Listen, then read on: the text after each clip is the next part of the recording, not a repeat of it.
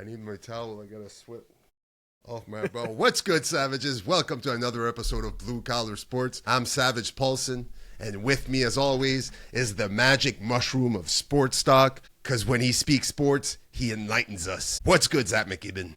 Wow. I have never heard the magic mushroom of anything, let alone sports. I love it. Bro, I thought about it at work today. I'm like, there's no way I just thought about this. I said, this is either really, really stupid or this is really, really good. I don't know. I just went with it. I'm like, I love whatever. It's the first one. I don't have to use AI to help me find some clever, funny name to call you every start of the episode. Zach, how's your week been? Been good. It's been good. It's been a bit busy, but considering how the weeks have been the last little bit, I'll take it. And it's been a good little week. And as we approach the summer months, it's really hot here.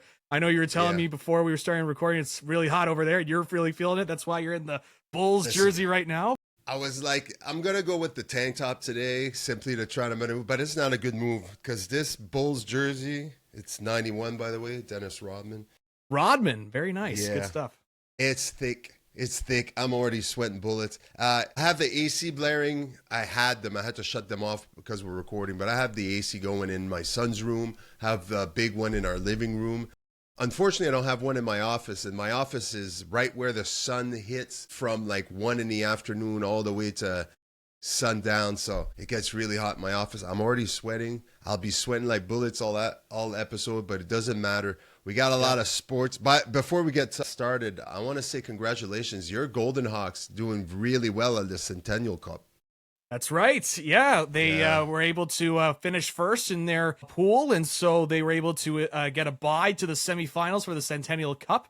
So that starts on Saturday, and so as we're recording, we still don't know who the opponent will be quite yet, but really looking forward to that. Whoever the opponent will be a pretty late game. It's going to be 9:30 p.m. Eastern for the Golden Hawks, but obviously they're out in Calgary, so it's going to be a little bit sooner for them. But yeah, they're doing really well. They were, one of the favorites kind of coming into the Centennial Cup, and they have shown why they are the favorites. They've been able to get points in each of their games that they played so far, and so yeah, super excited to see where that goes, and hopefully it all culminates in a Centennial Cup victory. That'd be awesome. So we're going to start over with some breaking news. Well, breaking news. It broke about 2 hours ago. Brock Purdy, 49ers signing him to a 5-year, $265 million contract, $181 guaranteed. I'll start here with this breaking news. I'll compare this with other. So if we look at the list of quarterback, this puts him. And we're back after some early technical difficulties. Let's hope that doesn't happen again. We were talking about Brock Purdy, $265 million deal that was just announced, $181 million guaranteed, 5 years for the 49ers. I was about to tell you the comparisons that I found. This pretty much puts him fifth if you look at the value. Obviously, you have Mahomes at first. You have Josh Allen, 330. Trevor Lawrence, 275. Burrow, 275. And Purdy, 265. $53 million a year. So obviously, with this contract, it puts him up there with some of the biggest names at the quarterback position in the NFL. What do you think about this deal? Do you think this is the type of money you were expecting Brock Purdy to get? Is it over? Is it less than you expected? What are your thoughts on this? Yeah, this was kind of something I was expecting in terms of money value. You look at some of the other quarterbacks that are being paid, like Trevor Lawrence is getting paid $55 million a year. Dak, obviously, at $60 million. You look at some of the quarterbacks, some of the highest earners in the league, and you see the performance that Brock Purdy has been able to put in the last couple of years. There's been a lot of talk about him. Is it really him, or is it the supporting staff that he has around him? When he had Deebo Samuel there, now Samuel's obviously with Washington, Brandon Ayuk, George Kittle, and also you look at him. It's tough to find quarterbacks that could really get you a lot of wins. And if you look at it from San Francisco's perspective, Brock Purdy was somebody that kind of, I don't want to say it saved John Lynch's job, because he's been able to put together some really strong teams in San Francisco. It's just a lot of those teams got hit with the injury bug, or just something didn't really add up. When they were fully healthy, they're a Super Bowl team. But the big thing was, obviously the big trade that they tried to make for Trey Lance, getting rid of all those first round picks to try and move up to get him. And then obviously that didn't work out at all. And honestly, if Brock Purdy didn't, come out of the limelight, come into the limelight and became the first real quarterback that was known as Mr. Irrelevant, being the last pick of the draft, to be somebody that was, lighting up the league. I think the 49ers, that Trey Lance deal would be looked at with a lot more scrutiny. But because Brock Purdy has been able to emerge and be a quarterback that at least has been able to win games for you and has been reliable and has taken control of the Shanahan offense, I think it's well-deserved for Brock Purdy. I wasn't one of those people that was like, oh, he's getting help from his team. Like every quarterback, you would hope that he's able to utilize the supporting staff to his full advantage. And I think Brock Purdy has been able to do that. Has he been like super impressive? Do I think he has like elite ball skills or anything like that? I don't, but he has been able to do a lot of really good out on the field. And he has been a guy that, he led them to a Super Bowl as a quarterback for the 49ers. So I think it's deserved. And especially with some of the other quarterbacks that are getting paid, I think it's a good deal. I think the reason why it was being held out for so long, I shouldn't say held out, but the reason why the deal was being taking so long to negotiate was really because I think Brock was looking for something a little bit higher. But that's typical contract negotiations. And we know with the 49ers, they like to take their time with their contract negotiations. So, but I think this is a solid deal. Obviously, this is a commitment into Brock Purdy. And now with that, I know the 49ers aren't coming off a great season, but they'll still be a team to kind of keep an eye out for, even with all the losses that they had in free agency over this past offseason. Yeah, I feel like you're entering this new deal with back again after some more technical difficulties. Hopefully we got this resolved from now on.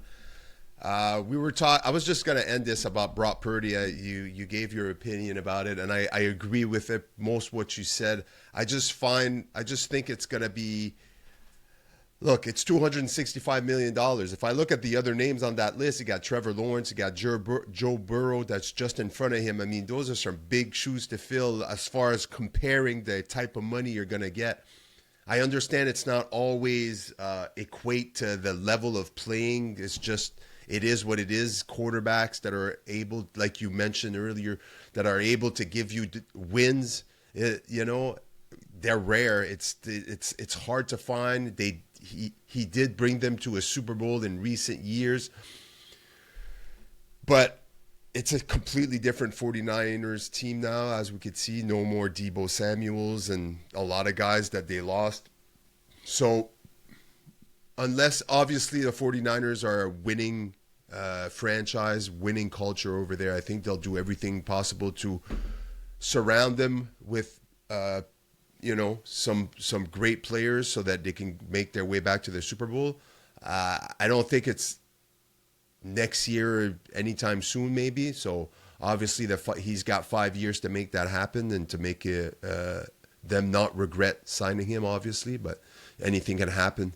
But yeah, like you, I'm not surprised by any amount of money I see anymore when it comes to skilled players like quarterback and wide receivers. The money that these franchises throw around is getting ridiculous. It's just kind of like one guy has to get over the other guy. But yeah, it's a good deal for the 49ers. I'm glad that they found their guy and that they can he could focus now on doing his job and bringing the 49ers back to an elite football team.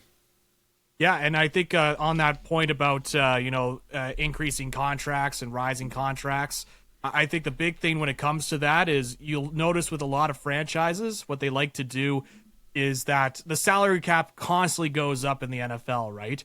And so the idea is that if you spend big now, you lock in your big time free agent now, you bet on the salary cap going up to where once that deal starts to expire in a few years, whether it be, let's say it's a 5-year contract, what you're hoping for is that the salary cap goes up enough in 2 or 3 years' time to where all of a sudden, when the other teams are catching up and signing their other guys to their deals, your deal starts to look great by comparison, because sure, you might have spent the big money, at the start and where that was going there. But afterwards, after a couple of years, it's like, oh wow, the salary cap has gone off, and all of a sudden, this deal that we signed with our franchise QB, all of a sudden looks like this great deal that we made. And so that's kind of the bet that a lot of these franchises try to make, is that the salary cap will go up so that it could justify the cost at that point. So it's interesting that that's kind of what the 49ers are trying to do here as well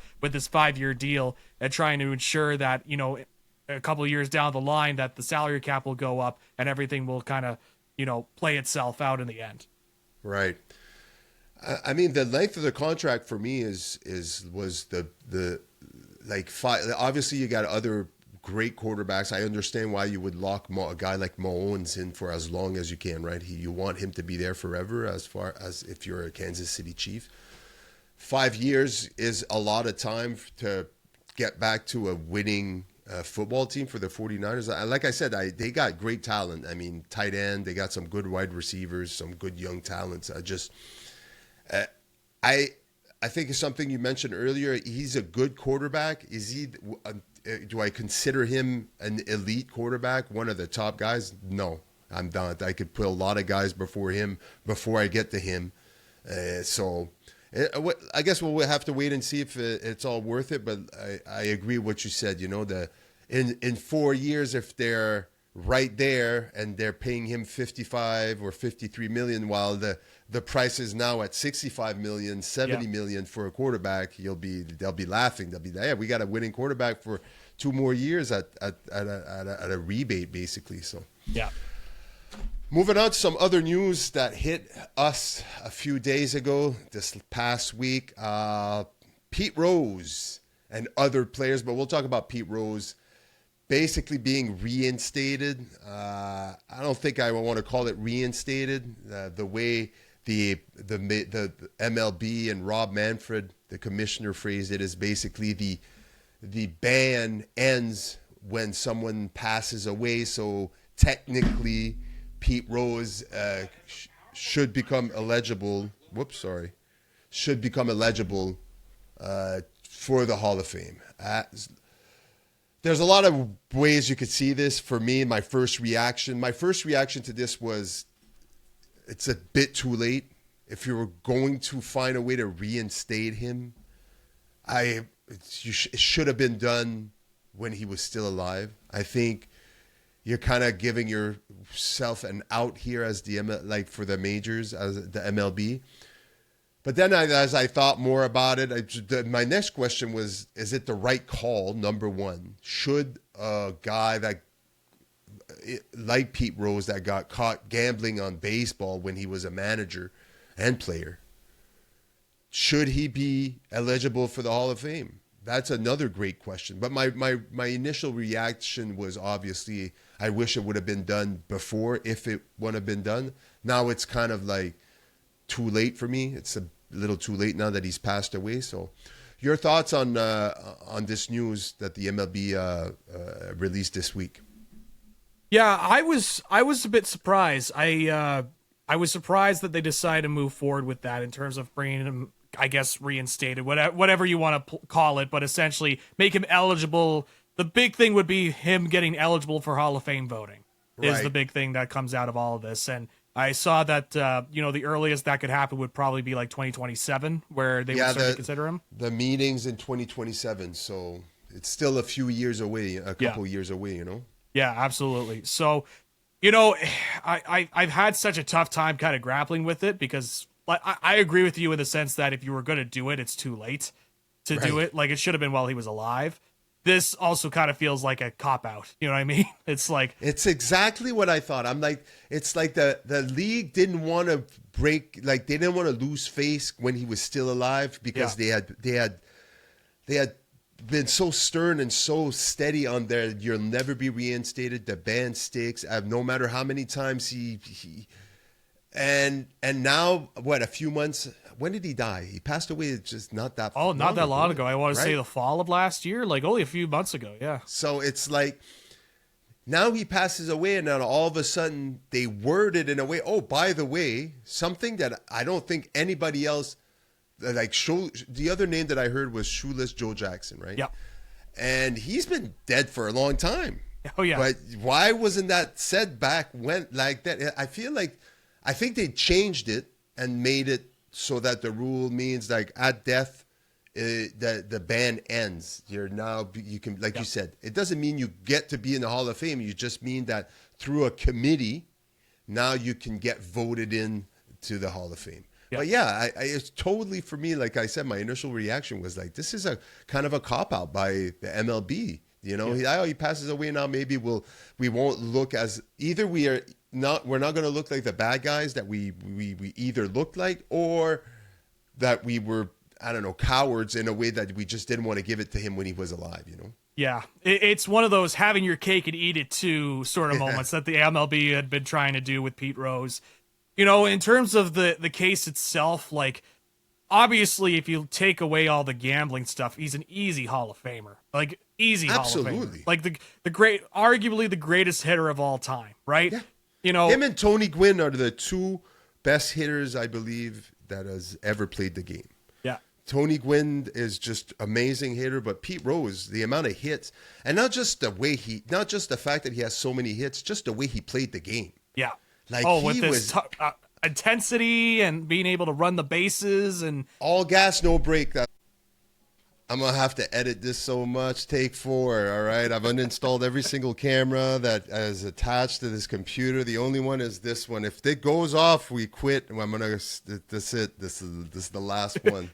we'll throw in the towel and say, okay, this is it. This is enough. Pete Rose reinstated. We were talking about how it was a cop-out and how I kind of agree with each other. Our point was also, you made the point that obviously without all the gambling stuff that he's been through, he definitely is deserving of, I was saying how I think him and Tony Gwynn are probably the two best hitters in baseball history. He definitely deserves to be there based on his accolades, on his on-field accolades. Obviously, he got caught gambling on baseball, which is not cool. Although I do think he said he never bet on his team to lose. It was always to win, right? Yeah, he says he always betted on his team to win when he was a manager. While I was while I was reading up a little bit on this, I know that I did find something interesting. The commissioner at the time, I believe his name was I forget what it is. I have it here. What was it? So the commissioner that announced his ban in 1989 ended up dying like 8 days after from a heart attack. Oh, jeez. Yeah, I was like, this is weird. Like, the biggest band and one of the biggest bands in Major League history, and all of a sudden you're banned. 8 days later, heart attack, died, dead. So good for him, I guess, or good for his family. We get some, but again, a little too late for my liking. Yeah, yeah, it's just too late, and we could discuss about the impacts of it, because he did break the rules at the end of the day, like whether Obviously. it was a manager or whatnot. And I think this conversation has kind of changed as well, because now you see gambling is just so much more prominent now.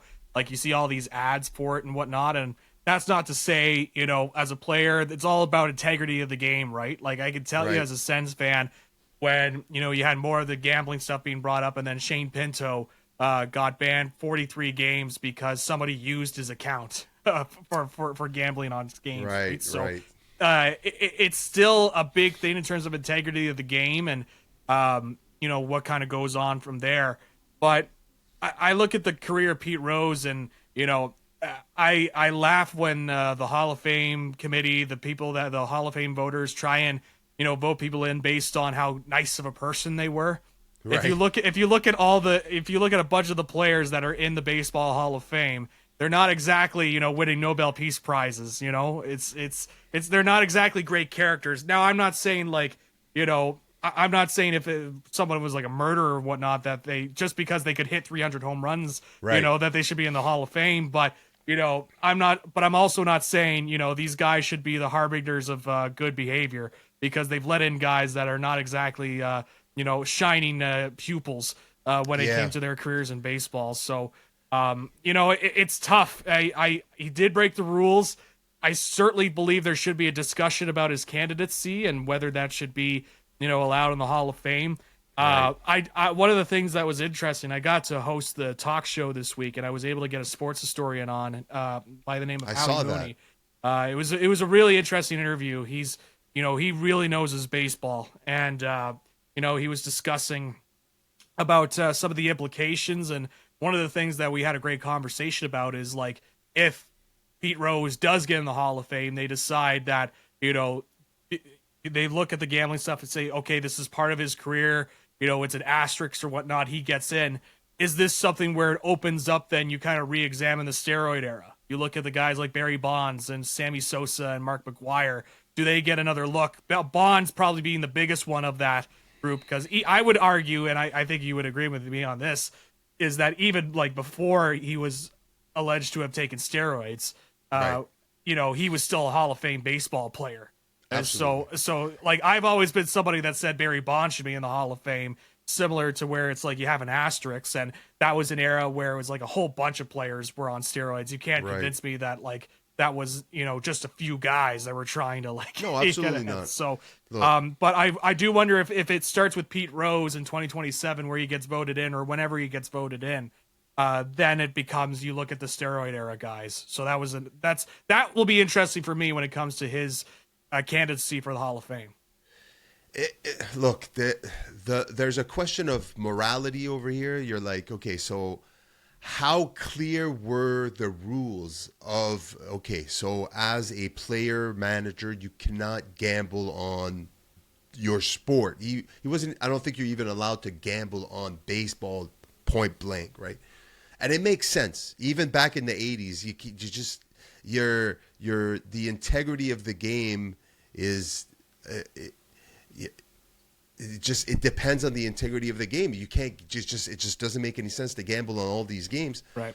But again, now that he's passed away and now that this rule has changed, now you have to go like, well, are they going to vote him in? And if they do vote him, and like you mentioned, look, there's a lot of guys that are in the Hall of Fame. They're not the picture of of morality. Yeah. It's not always it's the Hall of Fame, the Baseball Hall of Fame, either be the NHL Hall of Fame, or Hockey Hall of Fame, whatever. All these different Hall of Fame should be strictly based on the stats and your performance in the sport that you're being eligible for the Hall of Fame for. I understand that, and unless you've broken rules like gambling, you're not eligible, and I completely understand that. But to add to your point, now in 2027, when and if he gets elected to be in the Baseball Hall of Fame, what happens to all these guys? Because like you, I think Barry Bonds should be in the Hall of Fame. He is, look, I've been on record saying that he's the best baseball player to ever play the game. Based solely on, obviously, when he was younger, he could steal base. He was a defensive, like he was really a 5-tool player. Towards the end of his career, obviously his offense is weird, but he's still. Sometimes I read some of his stats and I hear pitchers talk about pitchers that faced him in the 90s, how it was just, you couldn't miss with him. If you missed, he would make you pay immediately. Not 50% of the time, not 60. He would make you pay 95% of the time. He would make you pay if you miss your pitch.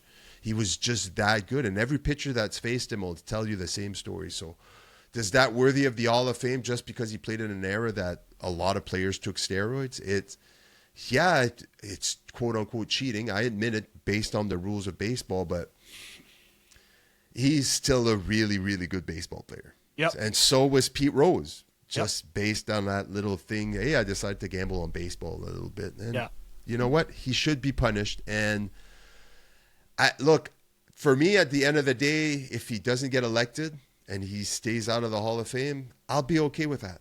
Because I've made peace with the fact that one of the best hitters in the Major League history just broke the rules and he has to pay for that, and that's his penalty. Yep. I'm good with that. And Me if too. he gets elected, I'm good with that also. So Yeah, I think it's one of those deals where it's like I'm not gonna lose sleep over if he's in the Hall of Fame or not, because at the end of the day, I saw what I saw when it comes to some of the great baseball players that have Right. come through, and so it's like, you know, I'm not one of those people. I know there's a lot that have these big time debates about the Hall of Fame, and I used to to Yeah. be one of those guys that's like, oh, this guy should be in the Hall of Fame. He does some great stuff, but at the end of the day, it's like, you know, obviously for them, I'm not taking anything away for them if they are able to get voted in the Hall of Fame. That's a great accomplishment to have and something that they should be very proud of.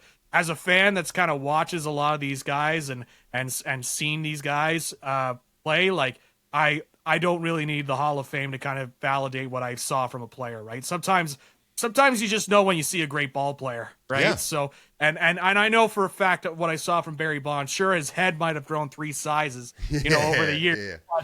But like I know what I saw when I saw Barry Bonds go out and play. I know what I saw when I saw, you know, Rafael Palmeiro or, you know, A-Rod or those guys. Like Right. trust me, I can't stand A-Rod, and I get frustrated with them trying to like babyface him now on the MLB broadcasts. Like, oh, he's such a great dude. But it's like, I remember when he said "ha" when he was running around the bases on the Blue Jays game. Like, I don't need to be dirtiest fucking thing I couldn't stand A-Rod. Still can't stand move. A-Rod. So, Yeah. but I knew he was a good ball player. So I didn't really need the Hall of Fame to kind of validate that. But in the end, if he does get in, whether it be Pete Rose, whether it be Bonds, whether it be A-Rod, those sort of guys, I'm not going to lose sleep if he goes in or doesn't go. I agree with you. Moving on. This past week, I was watching basketball. My Celtics were losing to the Knicks. They were down 7 points. The game was pretty much over. And right at the end of the game, Jason Tatum tears his Achilles. I knew it was an Achilles tear immediately when I saw the injury. I didn't see it live. I was watching the game. I just didn't notice him going down. They just all of a sudden they're panning on him, and I could see. Obviously, he's just on the floor in pain. I've myself had many ankle rolls, either be playing baseball or basketball. I had one very recently, a couple of years ago. It was really bad, and I know how it feels. It sucks, but I knew it was a lot more than that when I saw the replay. Immediately when I saw the replay, it was no contact. He was just pushing off his foot. I told my wife, she was on the couch with me. I said that he tore his Achilles. She's like, "You think so?" I'm like, "Absolutely." And it took a long time for them to announce. You know, he went straight into surgery, from what I hear, and they didn't want to say anything until they knew that he would be able to get to have a complete recovery. He went through surgery, and then the next day in the afternoon, they announced that he tore his Achilles. And the Boston won the next game. My thoughts were this immediately when I saw the injury. Obviously, it sucks for Jason Tatum. I am a Boston Celtics fan. I cheer for them. I hope they go back to back. I still do. I still think they can. And here's why. Look, Jason Tatum has been in the league for 8 or 9 years. He has been one tough basketball player. He hasn't missed a lot of games. He's extremely durable. And I feel like he flies under the radar. If you look at his accolade, like he is all-team NBA for the last 4 years, I believe. Like he is one of the top players in the NBA. Top 10, top 5 maybe. But for some reason, he doesn't get the respect that I think he deserves. And I think we saw that and we spoke about that in previous episodes, especially this year with the Olympics, him not getting any play time and all that. And even after he won a championship last year, like I feel like he just never got his flowers. But at the end of the day, he is the pivotal player in the Celtics franchise. They pay him a lot of money, obviously, contract, but I am still confident that the Celtics have a very strong team without Tatum. Number one, this opens up the door for Jaylen Brown, I think, because in the last 2 seasons, their record is 12-4 without Tatum and when Jaylen Brown is in the lineup. I believe might be more games, but I looked it up today and I saw it was about 8-4 this year and 4-2, something equals to 12-4 in the last season. They can win basketball games without Jason Tatum because they have Jaylen Brown, because they have Pritchard, because they have White. Like, these guys obviously need to step up. Orford, they have a lot of good basketball players. They're a great basketball team, even without Tatum. That's why I think they're still going to beat the Knicks.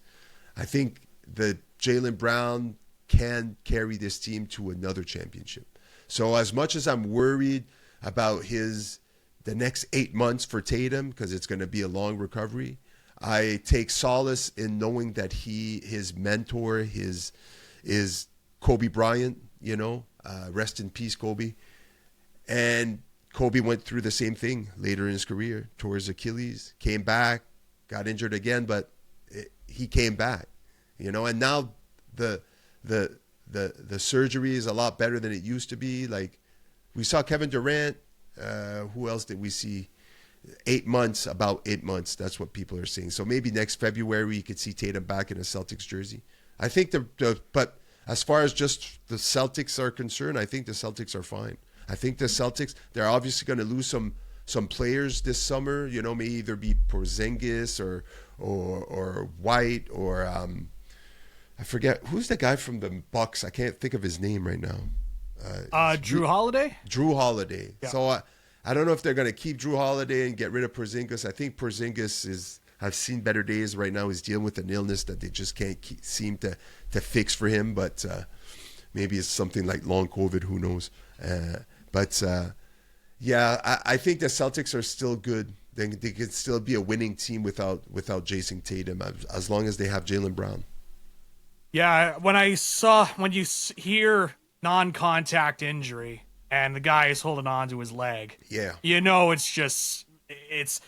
you're like, this is either a torn ACL or it's a torn Achilles. And unfortunately for Tatum, it's the torn Achilles. Yeah. And so I saw that, and I won't lie, with the way that the Knicks were playing that series, I was like, this could be real tough for the Celtics. Because like what you mentioned, they do have, it's a great team that they've built around. Yes. It's not just like one guy that's leading it through. Like, you look back to like the old Iverson teams of the 76ers, where it was just right. It's just Iverson and then an aging Dikembe Mutombo, and that's really it on those 76ers teams. I forgot about that. Yeah, they're well built around. And so I agree with you in the sense that they can certainly keep themselves competitive.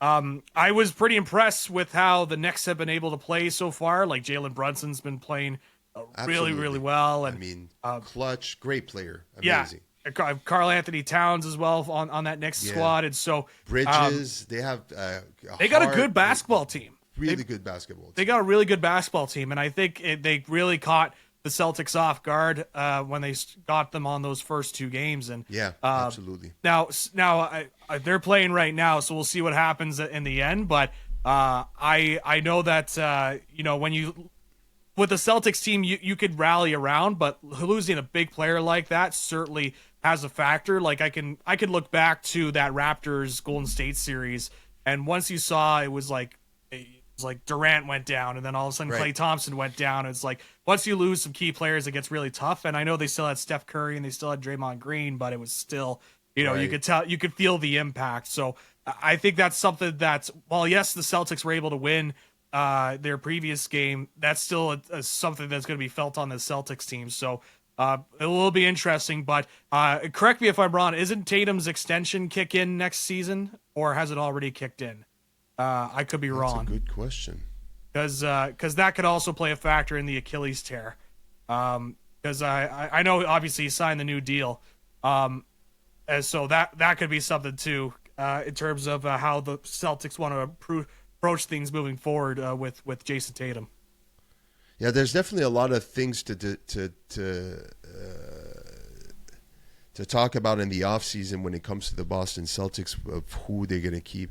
Just signed a 5-year, $314 million contract extension with the Boston Celtics.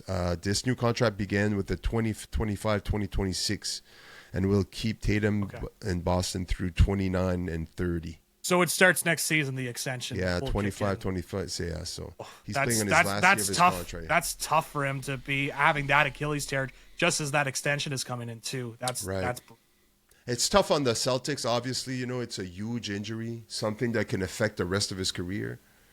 I'm not really worried right now, because what I said earlier. I think he's a very durable player. He's very healthy, takes care of himself, and I think that with modern medicine now and all these doctors they have, like they got the best doctors. They got the doctors that I wish I had. You know what I mean? When I'm going through this physical bullshit, yeah, they got the best doctors. Obviously, these franchises pay millions of dollars to have these players play for them. They're obviously going to take care of them. But you worry, it's a tough injury to come back from. It's a long process of recovery and obviously traumatic for him. You don't want to leave your team in the playoffs right now. They were battling, they were down. Even if you didn't get injured, the Celtics would have gone down 3-1 on that game. They were losing that game. There's no way they were coming back. They were down 7 points. They ended up losing by a lot more. But yeah, I don't know. I just have a feeling. I've watched a lot of Celtics basketball in the past few years, and I've seen something when Jaylen Brown gets more space. He just seems to step it up, and he seems to put the team on his shoulder. Let's hope he can at least take them to a Game 7 to give them a chance to go back to the Eastern Conference Finals against the Pacers. So, yeah, I'm keeping my fingers crossed. I'm trying to stay positive simply because I'm a Celtics fan. Yeah. But it's definitely going to be a tough road ahead. Even if they do manage to pull out a miracle here and get past the Knicks, they still have to get past the Pacers, which I think are really, really strong right now. So yeah, I'm starting to regret my take about I think the Cavaliers will be able to come back, and then I saw the game where it was like at halftime. I think it was like 92 Indiana and like 48 for Cleveland. I was like, maybe I missed the mark on this one. Maybe that's it happens. I miss goes. the mark all the time. You just fucking throw shit on the wall and see what sticks. Throw up a three in this case. You gotta throw up a three sometimes and see what lands. If you were right, you'd be praising you right now. But let's not talk about that. Let's move on to some hockey. Last time we spoke, the Maple Leafs had just lost their first game in this in this series against the Panthers. They went up 2-0. Then now they went down, lost the next 3 games. And I don't know what to say anymore. Look, I'm not a Leafs fan, but obviously I was paying attention. The last time I asked you the question if they were a legitimate contender for the Stanley Cup, and you said not yet. You were right. You said they need to beat the Panthers. They do not look like they're going to beat the Panthers. Game 5 was atrocious. 6-0. I remember I was at baseball practice and I looked at the score it was 6-0 when I was walking back to my car, and I was like, what the hell is going on? Like, yeah, I get they don't have their starting goalie, but then you hear all these talks about their top players not performing when it matters. First couple of games, they're right. I think Austin Matthews barely has any points in this series, 2 goals, or I don't know how many points he has. But yeah, he has 0 goals in this series, and he's got 2 assists last I checked. Right. So when you get to this point in the playoffs, your best players have to be your best players. That without a shadow of a doubt, no matter how deep your team is, no matter how strong your third, fourth lines are, your top 2 lines have to produce. Your top line has to be your best line, your superstar players, the people you pay the most money. These guys have to perform in the playoffs. That's why they pay them the big bucks. And we haven't seen that from Marner. We haven't seen that from Matthews. We haven't seen that from the Maple Leafs. They basically excuse my French, but they shit the bed big time at Game 5. Yep. And people throwing jerseys on the ice after, it's like, yay, that's some bad omen when your fans quit on you because you just didn't show up for the game. They didn't show up. They didn't show up. Nope. And in what was probably the most important game of their season. Two questions here. Maybe you can enlighten me over here. I'll try. What's up with the lack of offense in the Toronto Maple Leaf right now? Oh, your guess is as good as mine. Like, I mean, Berube tries to change up the lines, and he's trying. It's just they're just not built for elimination games. I can't explain it. Like, whenever the chips are down and they have to go into a game 5 or a game 6 or a game 7, you know, the guys that you mentioned, Matthews, Marner, Tavares as well, William Nylander, those are your core guys that you want to be going out there and getting points. You know, they're just not able to produce, especially Marner. I mean, at this point now, Marner's coming into a contract year. I don't see any reason for him to come back at this point. Like, he just does not produce. The big glaring stat to me when it comes to Marner in the playoffs is that in elimination games 5, 6, and 7, since he's joined the Leafs, Marner, he's had 2 goals in those kind of games, in games 5, 6, and 7. And the Leafs have been in there, you know, multiple years, like 8 years. He has the same amount of goals as Patrick Marleau did in elimination games 5 to 7. And both of those goals from Marleau came in one game. And that's the Boston Bruins. And so it's like, it's unbelievable. Like, you can't. Once I heard that stat, I was like, man, I don't know. Like, I don't know if you saw any of the highlights of the game, but like, I'm going to pick on Marner a little bit more. But Marner was in the corner, and he just like, he's skating up ice. He senses some pressure, and then he just spins it around and then just passes it out into the middle of the neutral zone and leads to a 3-on-2 rush the other way for the Panthers to get the goal, the third goal. And you're just sitting there. I'm like, it's like, what is it with the Leafs? It's like, I just don't think they're mentally tough, especially the core. Like, the core is just not mentally tough. The playoffs is a different sort of environment. It's a different atmosphere. It's a different beast. It could be super physical, and you can't get yourself down. Compare it to like what you look at with the Oilers. I mean, McDavid, like there was the clips going around in the Stanley Cup Finals when, you know, they're down and McDavid's like yelling at his guys, being like, not now. Like, we gotta step up now. Like, I have not seen any clip of Matthews doing anything like that. Cause can he really do that? Because he has nothing to show for it. Like, he's not carrying the team on his back. And, I kind of defended Matthews a little bit in this series. Cause like, all right, you know, he's getting the support from other aspects, you know, in the early games. And, his other teammates are supporting, and he's not doing too bad on the defensive side of the puck. But, like, man, he's a 60 goal scorer multiple times in the NHL. Yeah. Like, you know, this is a guy that's got to step up and score in a key moment like this. A bunch of the core 4. So I just don't think they're a mentally tough hockey team. And I think as soon as the going gets tough, I mean, you just look at their body language throughout that. This is game 5. They're not down in the series. They're tied. They're at home. Like, they have all these things going for them. But for whatever reason, like, as soon as like they get the early goal on them or they get down, they just like, you just see in their body language. They don't go after the puck as hard. You know, they just feel like they just look defeated. And so now they put themselves in a position where they lose 6-1. Like, it's frankly a shock that Robertson scored with a minute left, in the game. And it's like they lose 6-1, and now they're going into Florida right now. They're playing Florida, and Florida has the chance to win, and that's a team that's been there before, knows how to get to the cup, play, and like, you could talk about all the missed penalties all you want, whatnot, and I'm not taking anything away, like the Bennett stuff where he, put his elbow across on Stolarz, like, I think it should have been more, but Joseph Woll is not a bad goaltender. It's not like they're going from a really great goaltender to a bad goaltender. This was one of the better goalie duos in the NHL coming into the postseason. It's bad when 2025 Matt Murray is coming into the net, like a guy who hasn't played well since the second Stanley Cup win with the Penguins. And so it's the same old Leafs at this point. Like, I had a feeling when I saw the Ottawa Senators series, and I was telling the Leafs fans that were willing to listen to an Ottawa Senators fan at that point, I'm like, this is the same Leafs team, right? Like, they had a chance to sweep that series, right? Go 4-0, prove to doubters runs like, look, we got a new coach. This is a new mindset. The core forward is locked into this new mindset.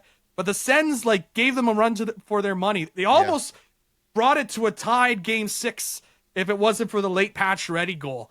And so I that should have been an early indication that like this is the same Leafs squad that we've seen in years past, and they've got to shake up the core 4 at this point. Like even if they win out, like I don't see them winning out.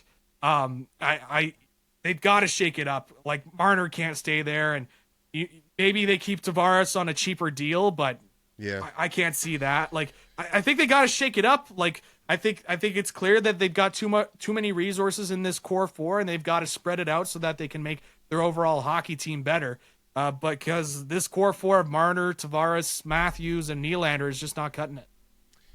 Yeah, I agree with you. I mean, I think it gets to a point also, it's like, I know they're professional hockey players and you don't want to think that, but they're also humans. And I've been an athlete for a big part of my life. And sometimes when there's something in your head, like when it happens year after year after year, I mean, it happened. They were up 3-1 against Montreal of just a few years back. They came back, lost that series. I remember the series against Boston, the same thing. They were up. Was it Boston? They were up, and then they completely lost. They were up 3-1 and lost. That might have been a few. It seems like you said, it's just the same old things, and it's just like I think it's in their head. As much as they want to ignore the noise, I think it's hard to ignore, especially in Toronto, especially with the media. We see it here in Montreal. The media is very hard on the Canadians, and they're like vultures. Same thing in Toronto, probably. So yeah, I think that they listen to the noise and they let it get to them, and it's like you said, they get down early in the match, and you could see them in their body language. They quit on the team. So. In a game 5, a crucial game 5 in the playoffs, that's such no excuses, right? Like I understand. Like, look, Toronto sports media is certainly can be very intense, especially for the Leafs. I mean, you ask any Toronto fan their thoughts on Steve Simmons, the Sun columnist there, and they'll tell you everything. Tell them about Phil Kessel and what happened there, and the story of Kessel, attending to a hot dog stand because like finding his favorite hot dog stand, which he actually published. I get it, but at some point you got to take some onus on yourself and some responsibility and say, look, you got to produce. And they keep saying we're not listening to the noise, but like if they're not listening to the noise, they're not listening to anything because it's like they're not taking in anything from their coaches or whatnot because. There's just this weird mindset that goes over this Leaf squad that I just can't explain, where even if they're in prime positions to win, they just, I don't know if they just feel like they're going to win and then they coast but you can't coast to the playoffs. You got to go 100%, even if you're down. You look at all these teams, they're fighting till the bitter end because they want to, extend their seasons. And so it just boggles my mind whenever I see this Leaf squad and how you just look on paper, they should be a Stanley Cup contender, but you can't trust them because of stuff like what they're doing in the playoffs right now. Well, we'll have to wait and see if they can come back in Game 6 and tie this series up at 3, but I don't think it's going to happen. But I guess we'll wait and see tomorrow evening for Game 6, Toronto Maple Leaf. Let's stick to hockey for a little bit. Let's quickly talk about it. We spoke about it last week. Connor Hellebuck. I just want to get your thoughts on this quickly. He's so good at home. So good at home. So bad on the road. Just so bad. Look, I don't watch all the games for the Jets, but I do listen to the media and hear what they have to say about it, and that's what the story seems to be. He won 4-0 yesterday at home, 4-0, 22 saves, nothing crazy, but he didn't give up a weak goal. On the road, I saw a few goals that looked weak to me. So quickly here, what is it similar to what we just spoke about with the Maple Leafs? Like it's all in his head at a certain point. Like the noise is like you're bad on the road, you're good at home. So it's like almost in his subconscious that he's just gonna suck when he's on the road and just be good when he's at home? I think there are some similarities in that sense where it's like when you're in front of a hometown crowd in the playoffs, you really get energized because those hometown playoff crowds are something, especially in Winnipeg. Winnipeg had some really fun. The whiteout crowds there, there are some great crowds there. And obviously, Hellebuck has been able to play. I mean, he had the back-to-back shutouts at home in this playoff series with the Dallas Stars. And so clearly there's something there. But then once you go on the road with Dallas, like the one of the toughest things you could do on the playoffs is win on the road. Because, you know, you're going into another opponent's barn and you're trying to like you're playing against that noise and you're trying to like, you know, if the opposing team, the home team scores, you know, then you hear the noise and you're like, oh man, like we're in a different environment. You get transported to a different world. And so there is that sort of element with him, I think, with Hellebuck where it's funny. Like I think this isn't an improvement for him because usually it would just be he's not good at all in the playoffs. Right. Now he's good at home and not great at away. So in a way, you could look at it as an improvement where at least he's getting better. He's got the home games down, so maybe it's the away games are next to the future. But I like your optimism, but I still think that the defending Vezina Trophy winner, he won the Vezina last year. Oh yeah.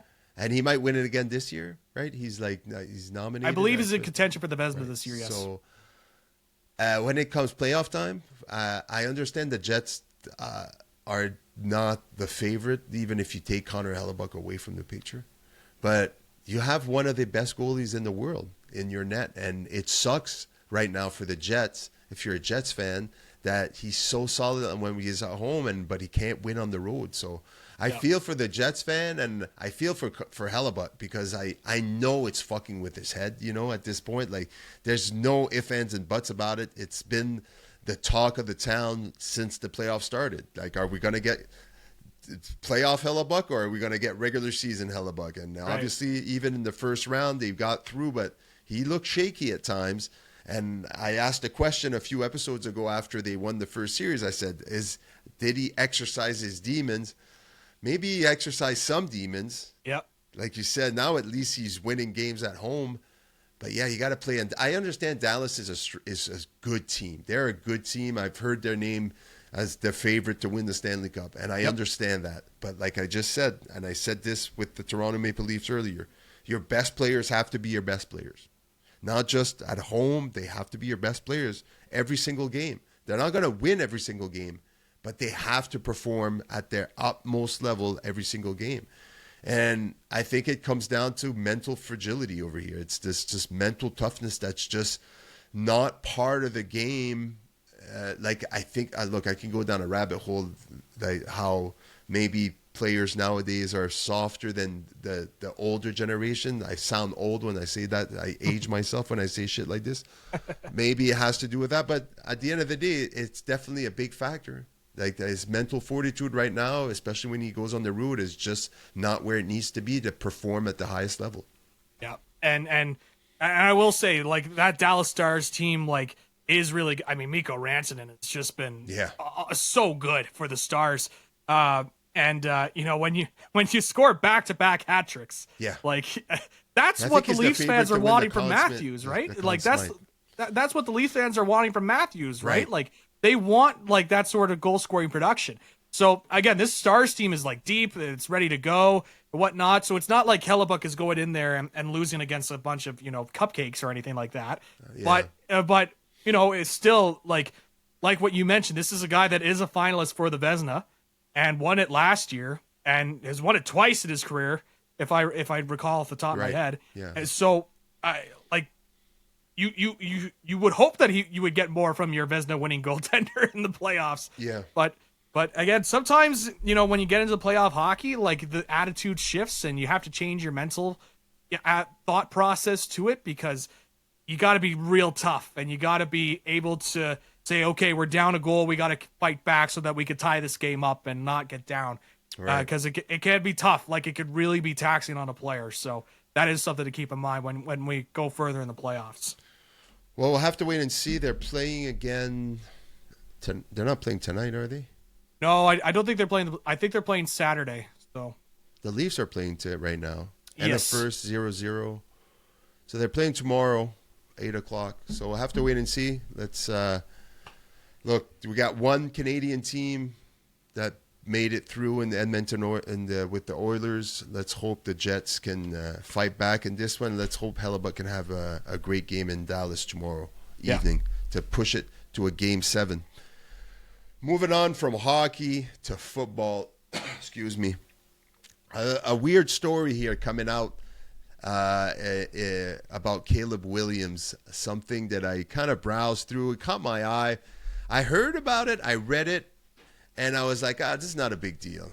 And this seems like, why are we dropping this in May? You know, like this is weird time to have this story come out. And then about 30 minutes later, I saw it in every other news. I'm like, okay, maybe this is a bigger story than I thought it would be. I still don't think it's a big deal. Maybe, obviously, I want your perspective on this. Caleb Williams' story comes out in a book, I believe, a book that was written. That he tried everything not to get drafted by the Bears. So much so that he thought about, even considered signing with the UFL for 1 year so that he wouldn't get drafted by the Chicago Bears. He got drafted by the Chicago Bears, played for the Chicago Bears last year as a rookie. What's your thoughts on this? Like, is this a trouble? Is this an issue? Is this something that we should be making something big about, or is it just something that, I get why he didn't want to go to Chicago, and now he's in Chicago and he's making the best out of it? What's your thought on this?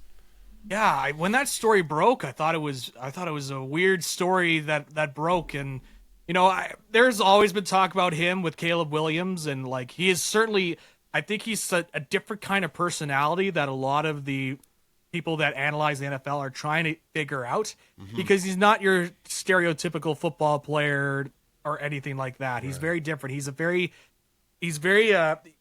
got his own sort of personality that he runs with.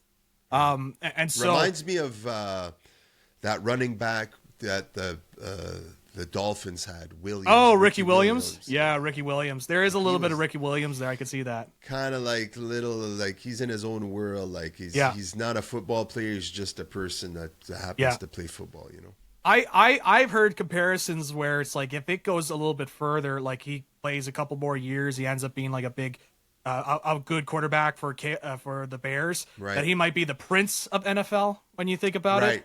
The artist formerly known as Prince, because he has that sort of aura about him. I get that vibe from him. Definitely. Yeah, like and I thought that was so apt, and I was like, you know what? I could totally see that, where it's something so different. I think in this case, it's like, you're always going to hear, in terms of like first overall picks, situations that they go into. I mean, look at the Browns, right? Do you really want to go to the Browns if you're a first overall pick, especially if you're a quarterback? Like, I don't think it's that uncommon where a guy's like, man, like, I don't really want to go play for this organization. I mean, hell, we saw with Eli Manning many years ago when he got drafted by the Chargers when they were in San Diego, and you know how that Manning family works. They're like, oh, we're not going to play for San Diego. We know how this kind of works out, and they were forced them to trade him to New York, and then obviously Phillip Rivers goes from the Giants to San Diego. And it kind of worked out for both franchises in the end. Obviously, for New York, they were able to win a couple Super Bowls, and San Diego still got a franchise QB. So I don't think it's that uncommon where you hear about players like first overall picks being like, like weighing the options. Like, do I stay in college for another year? Do I look at some other things? I think the UFL one is the one that made it really stand out. It's like, you're willing to go play in Dwayne "The Rock" Johnson's football league for a year to. He could have stayed in college and make $10 million. Oh yeah, absolutely. Right? I don't think he was deal. A senior, so I think he could have gone back to college if he wanted to. So for 2 more seasons. Yeah. So and he would have been set to make about $10 million into a season. Yeah, it's not NFL money, but like, it's better than going to the UFL. Yeah, right? Exactly. You get the chance to win a national championship or play for and you get to play, if you're not happy where you're playing, there's a transfer portal and you can go play for someone else. Like, oh yeah, it's just, everything about this story is just weird. But my whole point about this is like like how some people would, I guess as an organization, as the Bears, you have to act like you're shocked. Oh no, like he's hurting our feelings. Like, But aren't we all aware that you guys have a track record of fucking up quarterbacks every time you draft one? Like, do you not pay attention to your own team, or does anybody else? Why would he want to go play in Chicago? Do you think if you gave him a choice, he would have picked the Chicago Bears? Right. I mean, so I get that it's not cool that his father got involved or whatever the story is, and that he was trying really, really hard to not get drafted. But like you mentioned before, this is not the first time that happens. Yep. You know? John Elway forced himself away as well. He said he was going to go play baseball for the Yankees. Yeah. It happens. It's just, I think this is a kind of story that they put out at this time because they're like, man, this is a slow week. Maybe we're going to pick a slow week on the NFL news and we're going to release this. Or maybe there's something more conniving to it, maybe trying to ruffle up some feathers in Chicago. But at the end of the day, he played last year as a rookie. Didn't do that. I mean, the Chicago Bears as a whole is a kind of a disaster as a franchise right now. But like, they seem to want to build around him. So, yeah, it's just weird to me. I just thought I'd mention it because it seemed at first I was just like, this is weird. I think the big thing that actually, when I was reading through it, that kind of fell under the radar because I think everybody was caught up in he might go to the UFL. Is what was interesting is like they mentioned that the Bears didn't actually train Caleb Williams on how to watch film. Like they didn't teach him on how to watch film as a quarterback. They just kind of assumed he knew how to do it. Right. And it's like he knows how to watch film, but like there's a difference between watching film in college and watching film in the NFL. Where in the NFL, you're specifically looking at position players. You're like, okay, this guy is going to go, if you're on offense, it's like, okay, this receiver is going to run a fade route, and this one's going to run an in route, and this one's going to be an option route, like that sort of stuff. With him, they didn't teach him on that sort of stuff. And that to me was more of an indictment of the structure of the Bears, right? Where it's like, and I mean, you saw how it played out last year. Like the Bears had a good start to this season for the Bears. And then obviously it just like utterly collapsed with all the decision making coming from their coaching staff and all that.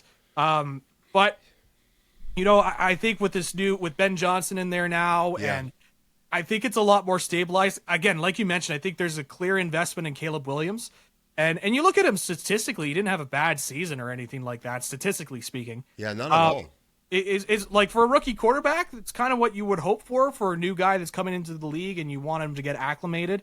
And so the hope is with the new offensive that's going to be implemented with him, that he'll be able to utilize that. But yeah, I read it and it's like I understand why people would have some shock because you read some of it and whatnot. And I don't deny anything that was kind of reported there or anything like that. I'm sure that they were having discussions on what to do next, especially if you have that eligibility and you have that freedom. And I wouldn't be surprised as, years go along and NIL becomes more prominent and, you see more players starting to, take another year. Like, I think you look at guys like even later in the draft, like Quinn Ewers this year, like he was drafted in the 7th round. Like at one point he was a guy that was like considered a 2nd, 3rd rounder. So like you might see more of these guys are like, well, you know what? I could probably stay another year, prove that what I've got in college and get paid for it too. And then just improve my draft stock standings. And I don't have to rush in to going into the NFL like you would in the past where you would see these guys that were coming in off their, sophomore or their junior season and saying, all right, I'm going to go into the NFL. So again, I'm not surprised. I wasn't surprised about it. I think it happens more than people think. I think it's just what really grabbed people's attention was some of the details that came out of it. It's like, let's play in the UFL for a year. Yeah. Like he's going to be, what are the teams? The Houston Roughnecks? Is that one of the teams? Like, is he going to be a Houston Roughneck for a year? Like, that does get intriguing, but I think that's where people were kind of focusing in on that story. Yeah, it's interesting but I think by the time we get to the preseason and to the regular season, it'll be it won't be something that'll be that important, and it's something we talk about. So yeah, just a weird story coming out at this time of year. Before we get to Aaron Judge, because I do want to talk about Aaron Judge and how dominant he currently is in the and look, I've never been the biggest Aaron Judge fan. I enjoy him as a baseball player, right? He's a great baseball player, but right now, if you look at the stats, it's dominant. So before we get to talking about how Aaron Judge is dominating the majors right now. Let's talk about NFL and flag football. And this story I saw about how NFL is going to be voting on the on allowing their players to play in the 2028 Olympics. Flag football, obviously, different sport, but you dump in some NFL players and then you completely change the game. Now, here's my quick, before I pass this on to you, because I want to hear your thoughts on this, obviously.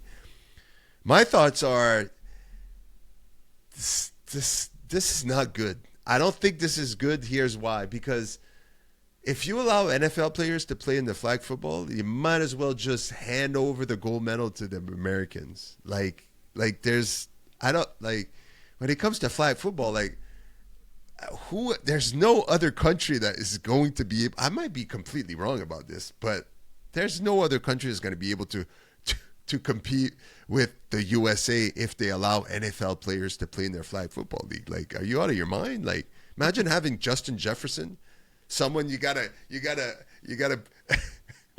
They lined me up against you Jefferson, gotta play right? defense as a guy from, I don't know, France. You're like, Yeah. hey, I'm playing flag football. Yeah, of course you are. You got to Yeah. take 2 weeks vacation from your long haul trucking job so you can go play flag football in the Olympic. And your first assignment is that you gotta Line up one-on-one. You gotta cover Justin Jefferson. Yeah. Gotta play man-on-man here.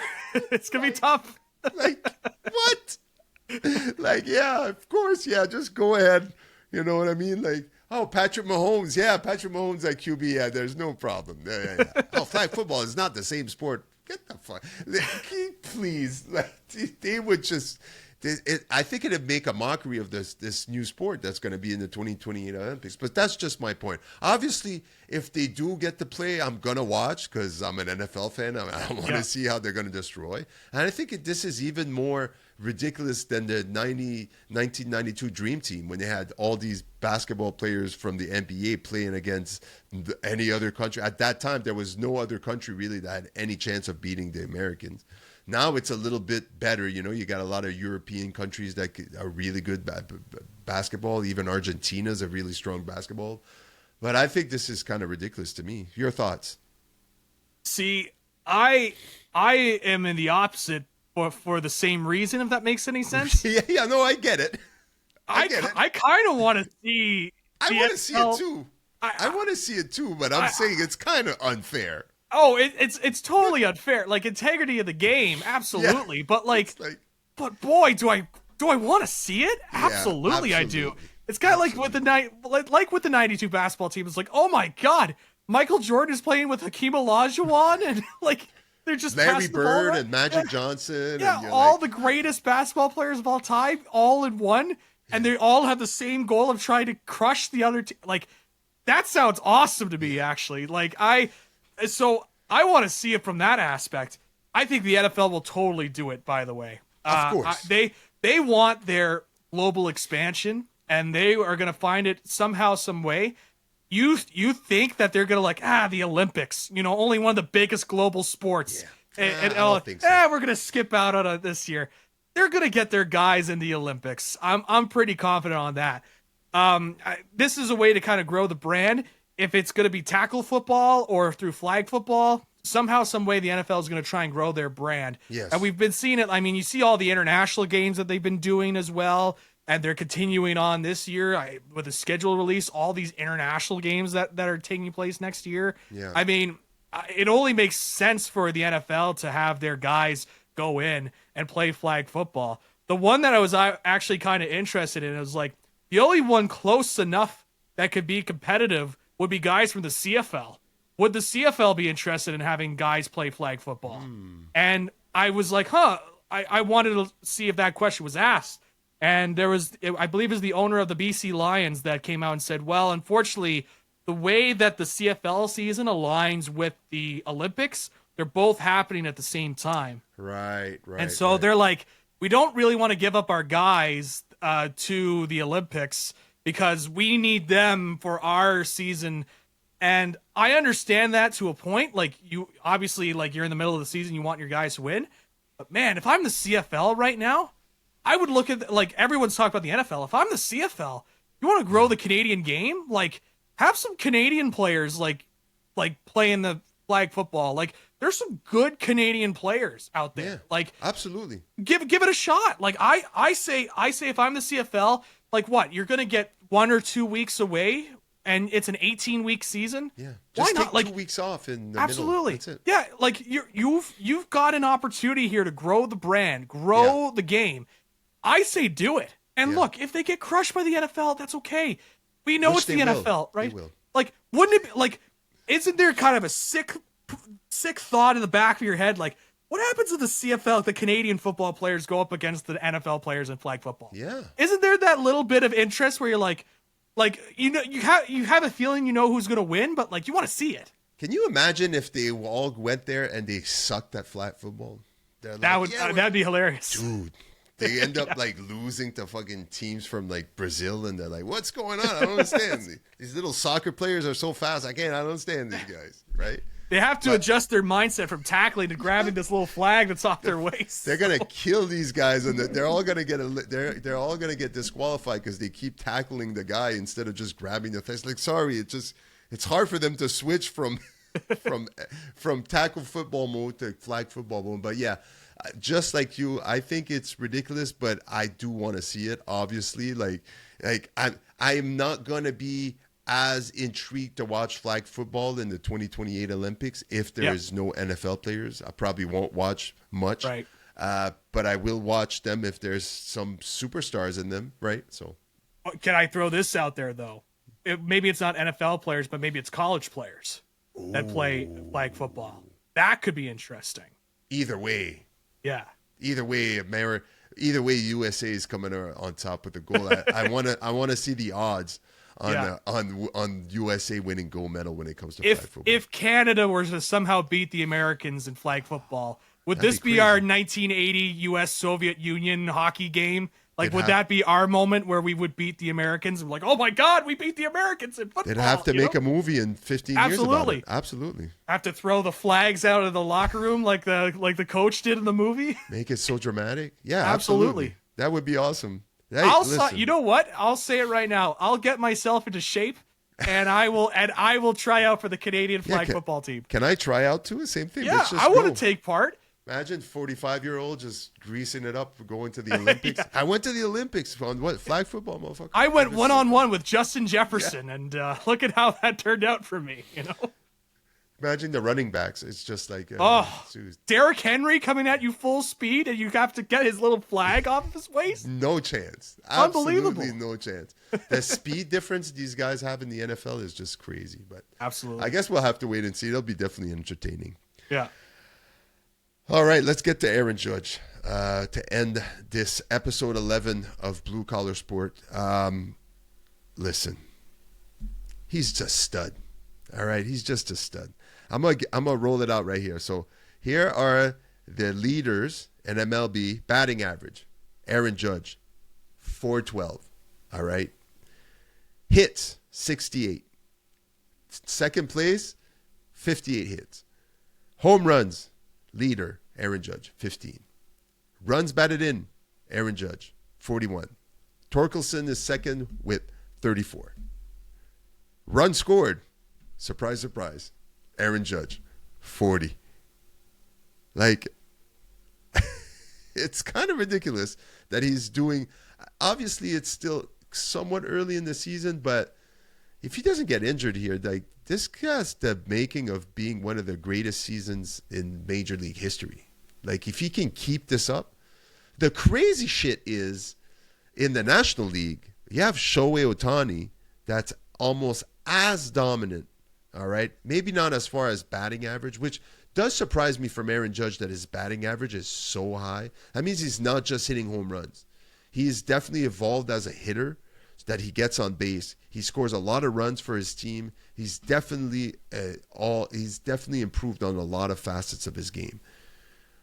Shohei Ohtani has 15 home runs, just like Aaron Judge, and he doesn't really have any runs, but he has runs scored 48 versus 60. See, the run scores Where's the runs scored? 40. So Shohei Ohtani comes in a little bit more. But Shohei Ohtani, too, like coming up clutch there. And how many walk-off that has he had in the last 2 weeks? I think it's like 2 or 3. Like, it's just insane. Like, Shohei, just every time. He's one of those guys that remind me a lot right now. Both of them. They remind me of Barry Bonds. Like, you can't make a mistake to them. You got to pitch around them.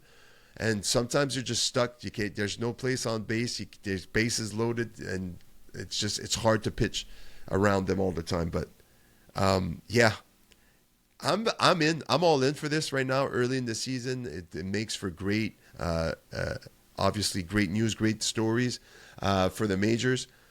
He's a beast, and like I said, I'm not a Yankees fan, but I want to see if he can keep this up. Because if he can keep this up, end the season above 400 as a batting average and hit, I mean, he's on pace to hit how many home runs right now? Like, he's definitely going to break his own record if he keeps going like this, right? What do you make of all this? All right, is it? I think it's good obviously good for the sport, right? You want to bring some attention to the sport. Yeah, what's your thoughts on this? Like, it's pretty crazy for me. I love it. I love when you get to see two great players at the same time. Right. When you got guys like Shohei and Aaron Judge playing at the same time, I think that's just so good for a sport like baseball that kind of needs some central figures, some of the faces of the league. Right. And I think those two have shown that they can be. I've really been enjoying it. I've enjoyed I had the pleasure of getting to see Aaron Judge bat live at Yankee Stadium a few years ago, and he didn't hit a home run that game, unfortunately. We were kind of hoping this was the year before they went to the World Series, and so this was like the down year. Giancarlo Stanton was not great that year. Oh, yeah. Like that Yankees team wasn't very strong, and you could tell just in the atmosphere too. But you could just tell, like when he goes out onto the plate, there's like a presence. There's like we gotta be careful with him up on the batter's backs, because absolutely. he can knock it out of the park. There was just something different when he walks onto the plate. And there's very few ball players when you have that sort of feeling when you watch them play. And so Aaron Judge is he's just so fun to watch. I wish it wasn't on the Yankees, because it's the Yankees and you want him on another team. And in the case of Shohei, you wish it wasn't on the Dodgers. Like, you wish it was so on another team that wasn't super dominant. But I think it's what MLB wants right now. You got two of the biggest stars playing in two of the biggest markets. It's going to get a whole bunch of eyeballs on folks, and it gets a lot new look on the league as well. Like, I think if you're the MLB right now, in terms of like where you want your star players playing and who will get the most eyeballs, like, you have to be happy for your league in terms of the showcase that it's being put on. So it's been really cool to see Aaron Judge and the way that he's been playing. And continue to see Shohei. Like, I think we're in a really cool era of baseball right now.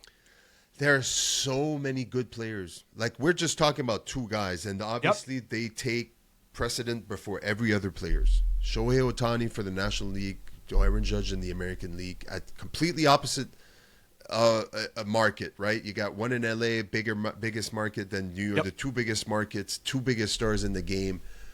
But there's the league has been really good at building these superstars. So many good young players, so many stars. It's just the game is in a great place. The pitching is stellar, solid. You got stars at all positions, on every position. Base stealing is like this. The game is definitely getting more exciting. A lot of the rule changes that they made in recent years seem to be working out, and now you have a battle between the two best baseball players. Like, all that's left right now is to have a great season for both, just back and forth on who's the best all year, and have them meet in the World Series at the end of the year. Can you imagine a Yankees-Dodgers World Series with the two MVP performance, from Shohei and Aaron Judge? Oh. That would be jackpot for the MLB. But yeah, I love it. I love watching him play. Like you said, there's an aura to these guys when they walk up to the plate and they get ready to hit. I think pitchers just or get afraid. It's they give me that same vibe when Barry Bonds was in his prime, and just hitting dingers, 400 feet every other day. So it's great for the game, great for the attention it gets, and I'm all in for it. Obviously, as a ball player, I just love watching it. So Yep, absolutely. Zach, thank you very much for hanging in with this chaotic episode where we had to start 4 times. We finally I broke my rhythm and my vibe a little bit, but I got back into it towards the end of the recording. We're most likely going to be taking a break. As I told you, it's just getting crazy busy for me into the next couple of months with baseball and traveling and everything and coaching.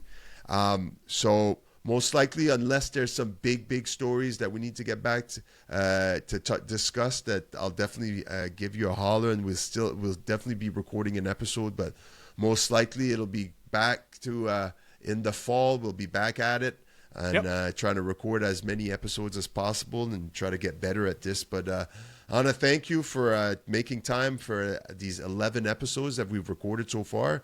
I greatly appreciate you, and I appreciate your knowledge of sports. There's no other guy I would rather speak sports with, so I'm glad I get to do it on a weekly basis with you. And I hope that summer will be great and warm, and I hope there'll be a lot of stuff that we'll get to break our rule of not recording episodes. That means there's a lot going on in the sports world. But if not, man, I appreciate you, and I appreciate you coming on with me every week to discuss some sports talk. Yeah, no, this has been a great sort of escape and just being able to talk sports with you and just going through a whole bunch of different topics. It's been fantastic. I really appreciate you thinking of me when you were starting, the sports show. I was like, man, this is a lot of fun. A lot of the topics that we get to delve into and really kind of talk about sports. For me, when I've just kind of all consuming with my job as a news reporter. So it's a nice sort of escape for me. It's nice when, I get to talk about wrestling on This Is Wrestling and being able to talk about sports here on Blue Collar Sports. Yeah. It's just great to be able to do, have those sort of options whenever it's been like a busy week in the news cycle. So no, I appreciate you as well, my friend. I'm always grateful for your friendship and being able to do this show each week. It's a lot of fun.